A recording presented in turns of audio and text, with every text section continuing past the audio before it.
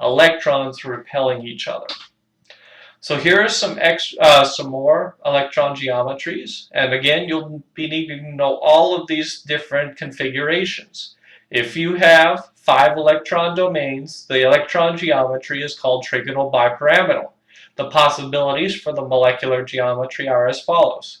If you have 5 bonding domains, 0 lone pairs, you will see that it's got a trigonal bipyramidal molecular geometry.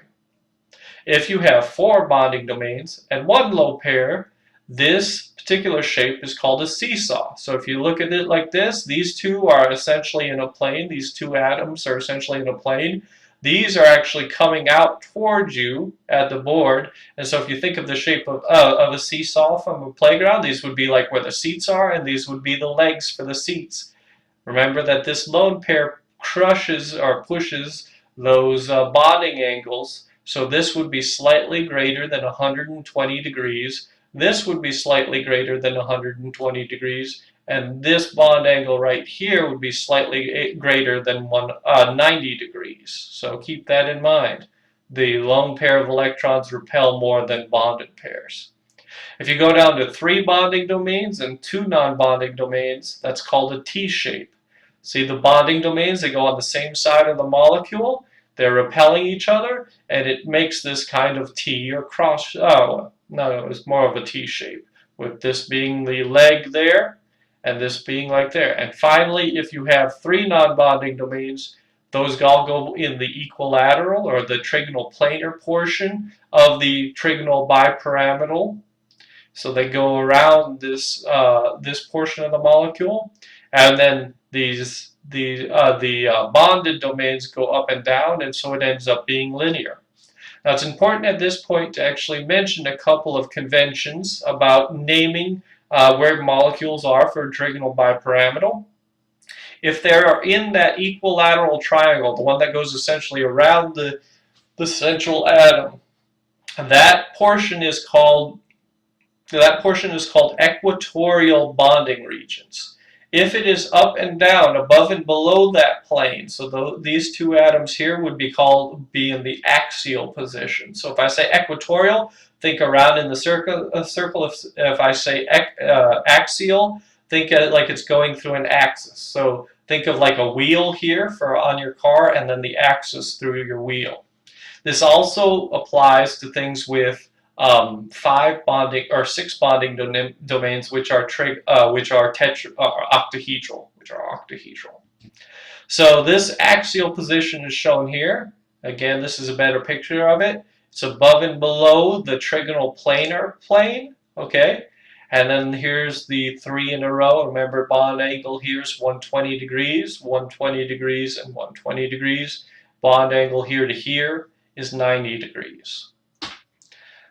So there's a question, why is the lone pair of electrons in the equatorial position?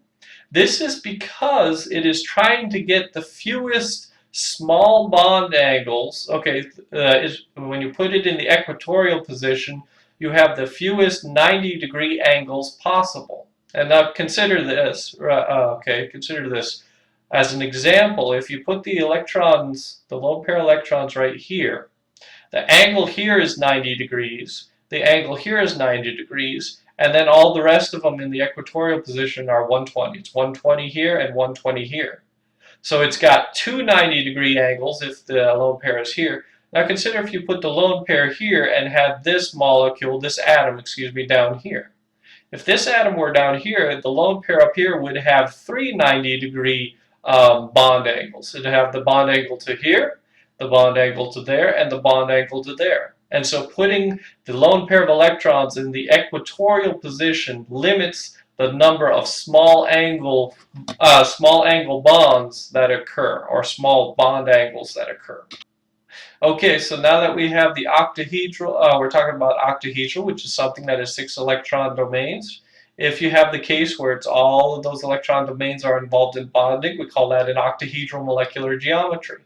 If, however, only 5 of those electron domains are involved in bonding and 1 is in non-bonding, it's called square pyramidal. So think of what this would look like right here. If we're not seeing the lone pair of electrons shown down here, we have a peak, and then we have 4 bases to that peak. And so it just looks like a regular pyramid, and so it's called square because it's a square around here if you were to draw lines through all of these angles, and then it goes up to a pyramid, so square pyramidal. If you have 2 non-bonding domains, they go opposite each other, and then you just have a square planar. So it's in one plane. Again, that would be removing this molecule right here. It's in one plane, and it would just be 4 bonding atoms all in the same plane. So that is how. So that is how we go through these molecular and electron geometries.